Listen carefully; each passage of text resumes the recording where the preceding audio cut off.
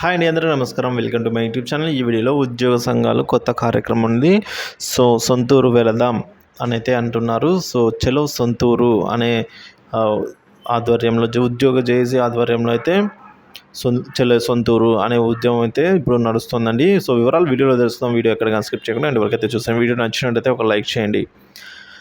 భారత పౌరులుగా ఓటు హక్కు కలిగి ఉన్న ప్రతి ఒక్కరూ తమ ఓటు హక్కును వినియోగించుకోవాలి అంటూ అవగాహన కల్పిస్తూ శ్రీ కృష్ణదేవరాయ ఉద్యోగ జేఏసీ నాయకులు చలో సొంత ఊరు కార్యక్రమానికి శ్రీకారం చుట్టారండి.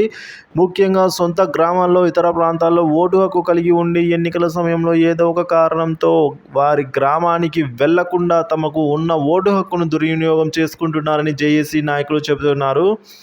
ప్రతిసారి ఎన్నికల్లో ఇలాంటి కారణాలతోనే పోలింగ్ శాతం తగ్గిపోతుందని అయితే అంటున్నారు. అందుకనే ఓటర్లలో అవగాహన కల్పించడానికి మాత్రమే ఈ చలో సొంత ఊరు కార్యక్రమానికి శ్రీకారం చుట్టినట్టుగా జేఏసీ రాష్ట్ర ఎన్నికల కన్వీనర్ ఎన్ రామకృష్ణ తెలిపారు.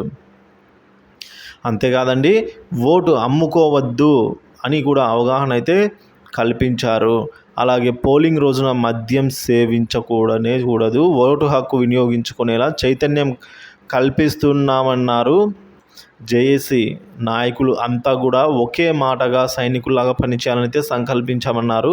ఇక ఉపాధ్యాయులను వారి గ్రామాల్లో గ్రామస్తులను గౌరవిస్తామని, ప్రతి ఉపాధ్యాయుడు ఓటు హక్కును దుర్వినియోగంపై అవగాహన కల్పించే ఓటర్లను ఆ విధంగా ఓటర్లని చైతన్యవంతం చేయాలి, ఉపాధ్యాయులు మీకున్న బాధ్యత అని చెప్పేసి సూచించారు.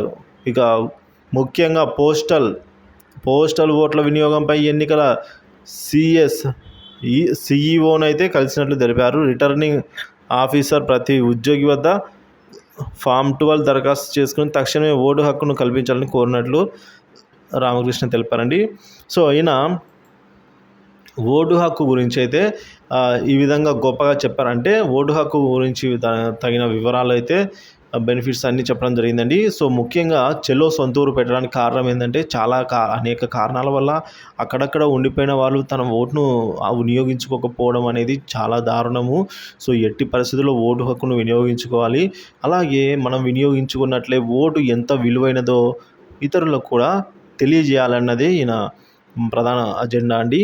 దీనివల్ల ఈ ఉద్యోగ సంఘాల నాయకుడు ఎవరైతే ఉన్నారో ఈ కొత్త నిర్ణయం అయితే తీసుకొని కొత్త శ్రీకారం అయితే చుట్టడం జరిగింది. వీడియో నచ్చినట్లయితే ఒక లైక్ చేయండి, షేర్ చేయండి. ఇలాంటి వీడియోస్ కోసం మన ఛానల్ అయితే ఇప్పుడే సబ్స్క్రైబ్ చేసుకొని ఫాలో అవుతున్నారు. Thank you for watching this video.